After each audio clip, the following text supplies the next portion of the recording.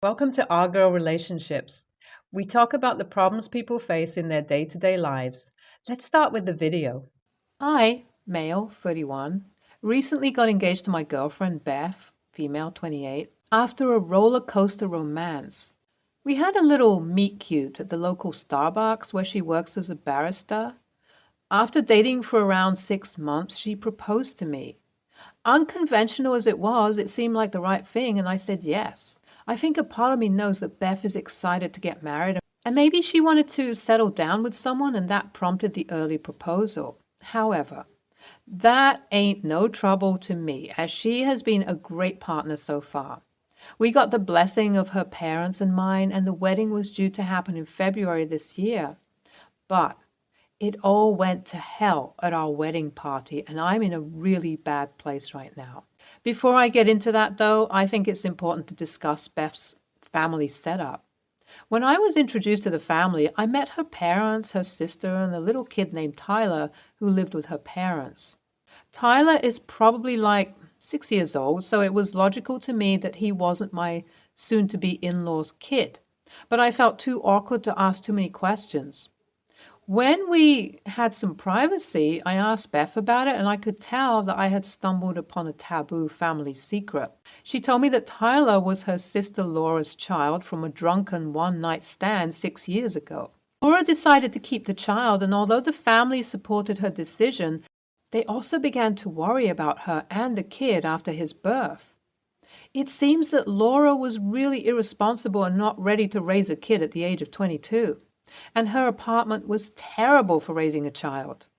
After the first year of parenthood as well, Laura really dropped the ball and began smoking pot, going out to parties without finding proper babysitters for her kid, and a lot of other stuff bordering on abuse. Even worse, she wasn't really able to afford a kid, and oftentimes Tyler would go without good clothes or toys.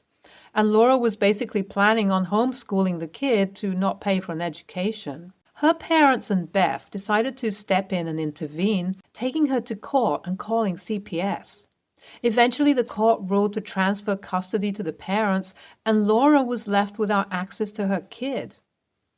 I won't lie, I was completely blindsided by this, since my first impression of Laura was that of an extremely professional and reasonable woman. I mean, she worked as an accountant, for God's sake, and for a lack of a better word, was a little boring, safe and boring. But I guess the past can be crazy, huh? Although Laura had sobered up and fixed up her act, Bev said her parents still didn't trust her with custody of her kid and wanted her to marry or settle down with a lot of money before they would even consider giving Tyler back to her. After telling me this whole story, Beth made me promise to not bring it up in front of Laura or her parents.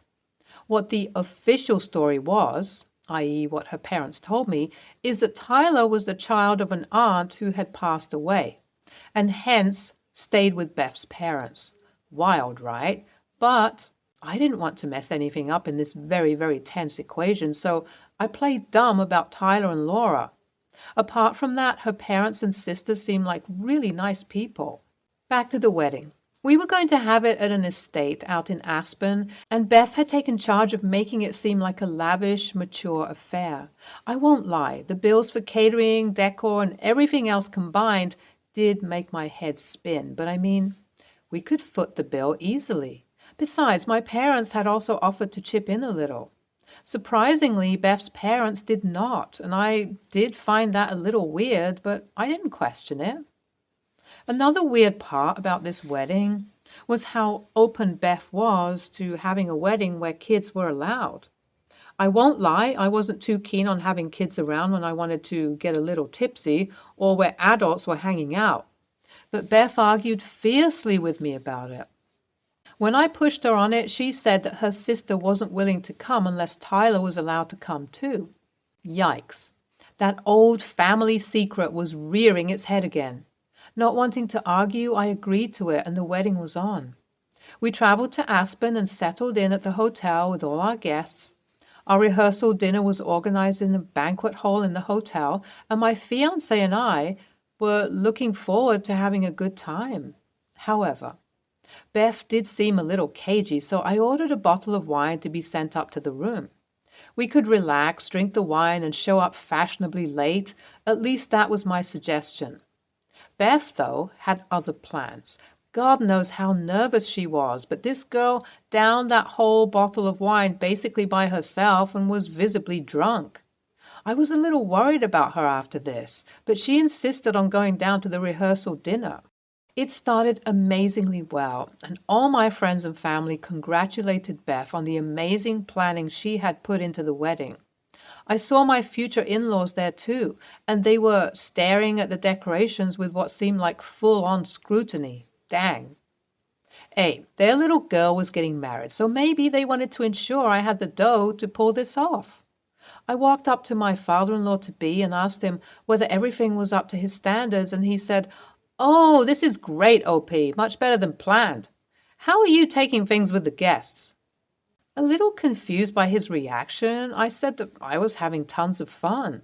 Mother-in-law also joined the conversation at this point and asked me a lot of questions about Tyler and my relationship with him. Even more confused now, I just told her that I liked the kid. I mean, what else could I say, LOL? She seemed a little crestfallen, but her husband nudged her a bit. He could probably tell that I felt awkward, and they went off to the party. At that moment, I suddenly heard a commotion, and Beth was up on a table, obviously hammered. Then she began speaking, and what I heard sent alarm bells ringing in my head. "Hey everyone, thank you all for being here. I just want to say that this day is one of the happiest days of my life. Woohoo! I'm getting myself a good husband, a rich husband, and my little Tyler's going to come back to me. I feel like myself again. After 5 years without my baby, I'm glad everyone could be here for this." Out of the corner of my eye, I saw my in-laws looking on smugly and smiling as they watched me. But their smile slowly faded when they saw how pissed off I was. I walked over to them and asked Laura to follow me as well. Pulling all three to a corner, I asked them, "Hey, what the hell is going on?" To my shock, everyone is pissed at me, and Laura says that I should have gone up there and celebrated with Beth. After speaking to them, I figured out what was going on. Tyler was Beth's kid, and she had fooled both me and her family. She told me that Tyler was Laura's kid, and to her family. She had made it seem like I was fully aware of her situation and was okay with it. Everything she had told me had happened to Laura had happened to her. I had no idea how she had managed to pull this off, but a lot of things started making sense. She proposed early to lock me into the marriage. She had a lavish wedding to convince her parents that she was emotionally and financially well off, and obviously she wanted Tyler, her own kid, at the wedding. I didn't want to deal with any of this, and I said to the family, "You all are messed up in the head, man. I can't believe you would have been okay with this. Unless Beth got hammered, I'd have to waste my time in a messy divorce or live with a kid who isn't even mine. Wow. Just wow." I then turned tail and went straight to the hotel, packed my things, and took the first flight out of there. On the day of the wedding, everyone from my side of the guest list was calling and asking me where I'd run off to. As Beth had sobered up and worked with her family to make up some sob story about me getting cold feet. I wasn't holding back and simply telling them the truth, and it led to a massive stink back at the hotel. Everyone ganged up on Beth's family and called them psychos and left after hurling insults at them. I had reached home by this point, and I texted Beth to pack her things and leave. I wasn't ready for this amount of crazy to be in my life. I got a response from her that said that she'd been calling Tyler that I was going to be his new father, and I had broken his heart, and that made me pause for a second. I mean, Beth and her family could go to hell, but the kid was pretty much blameless. I know I won't marry her again, but should I establish contact again just to make sure the poor kid doesn't have any lasting harm from this? AITA if I don't? Update 1. I did call Beth again, and I admit I did this without reading the comments, and I immediately regretted it. She was screaming my ears off, and she told me that her parents were furious at her. Laura also reached out to me and apologized profusely for all the confusion and heartbreak I have been through, and I really appreciated that. She said her parents also felt bad about it, but were too embarrassed to reach out to me. So, I mean, I guess I should at least bury the hatchet with her family. Update 2. After Beth came back, she moved out of my house without saying a word.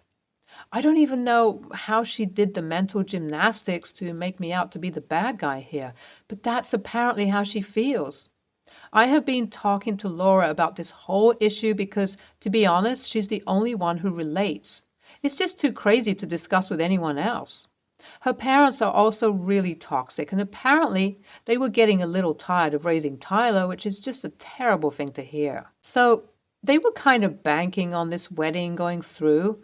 Ever since it didn't, Beth and her parents have been at each other's throats, and Tyler's caught in the crossfire. After all of this, I feel like I need a detox from relationships. Ugh. Update 3. Eek, this bitch, Beth, literally broke into my house while I was gone, and I found some pot planted in my bedside drawer. The cops showed up a while later, called by her, saying they suspected me of drug use. Thankfully, I have a good lawyer and posted bail, and my home security system shows her doing all of this. I can't even believe it, but I had to spend a day in jail because of her. It's clear she's not fit to raise a kid, even if we got married. Update 4. Laura called me after the court case with Beth and said that she had taken custody of Tyler and gone LC with her family. I won't lie, it puts me a little at ease too. Although I don't know the kid, nobody deserves to live in such a broken home. NTA, Beth is stupid. LOL. I have no idea how she was going to string both you and her family along like this. Edit. Just read your updates. Not only is she stupid, but she's also crazy too. NTA, and props to Laura for being the only sane one in their family. I hope Tyler grows up in a better household from now on. Next story. I, 26, female, and my boyfriend Mike, 27, male, have been together for 4 years and living together for 2 of those years. Backstory. Mike, his sister Kate, 26, female, and mom, 51, female, unfortunately lost their dad to a car crash 6 years ago. It was very hard for them. Mike and his mom channeled their grief with working out, and his sister channeled her grief with eating. Before you think I'm being rude, his sister is way over 400 pounds. She has health issues and trouble walking long periods. When we try to help her, she tells us we are exaggerating and trying to project our own insecurities onto her. I've always been on the thinner side, wearing extra small clothing. I work out, eat healthily, but of course have plenty of cheat days. I would also like to mention Mike's mom will sometimes borrow my sweatshirts, and one day when I came home from work, a month ago, Kate was in our room with a pile of ripped clothes next to her. She said since I'm letting her mom borrow clothes, I had to do the same for her. She only borrows my sweatshirts. I was upset she came over unannounced and ruined my clothing.